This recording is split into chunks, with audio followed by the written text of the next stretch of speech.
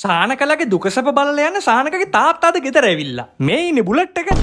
දුව දැන් ඉන්න තත්ත්වෙත් එක්ක එච්චර මහන්සි වෙන්න හොඳ නෑ. මේ අපේ කාට කියා ගෙදර වැඩ කරගන්න. නෑ මෙයා දැන් වැඩ කරනවා තාත්තේ බතක් එහෙම ගහගන්න පුළුවන්. මගෙන් අද හගත තේ හදන විදිහත්. තාත්තට තේ එකක්. නෑ නෑ මං හදගෙන වයින්. අර ගාලේ ටවුන් එක මැත්තේ මොකද දරුවෝ අර සුදු පාට රෝස පාට කොඩි දාලා තියෙන්නේ? ට්‍රීවර්ස් ඉන්ටර්නැෂනල් කැම්පස් එකේ අලුත්ම බ්‍රාන්ච් ඕපනින් එක අදනේ. ඒකට ඔය. ගාලට අලුත් කැම්පස් එකක් නේ. පොඩක් බීලා බලන්න තාත්තේ සීනියක්ද කියලා. කහට ඇත්තෙම නෑ වගේ මේකේ පාවෙනවද බං තේ කුඩු. පෙරුවේ නැද්ද? හරි හරියටින් හදපු පළවෙනි තේකනේ. අවුලක් නෑ. ඉඟුරු දැම්මද? ඉඟුරු? නෑ. පොඩි සරගතියක් තියෙනවා.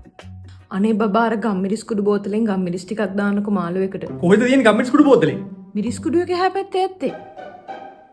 ඒ තේකොළ නෙවෙයිද? තේකොළ?